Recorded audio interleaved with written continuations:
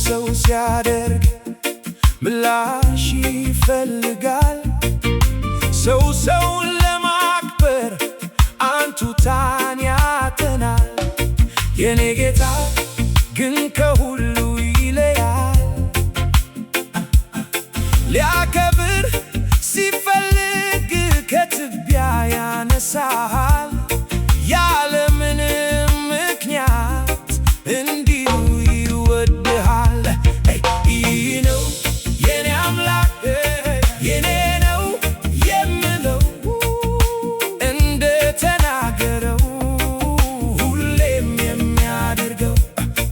ይሄ ነው የኔ ንጉሥ የኔ አባት የምለው ገደብ የለሽ ፍቅሩ ለኔ ሲል የሰጠው። ታዲያ ለዚህ አምላክ ምን ስለዋለው? እንዲሁ ዝም ብዬ እዘምርለታለሁ። ፍቅሩ ልቤን ሞልቶ ሁሌ ያዘምረኛል። ለኔ ያደረገውን አውጅ አውጅ ይለኛል።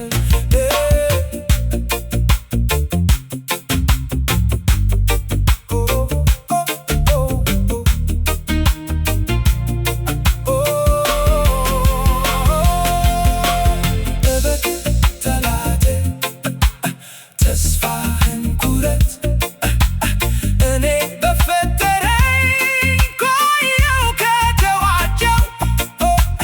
አልገባም ከጓዳ እኔ አልደበቅም፣ ሰው ያየኛል ብዬ አልሸማቀቅም።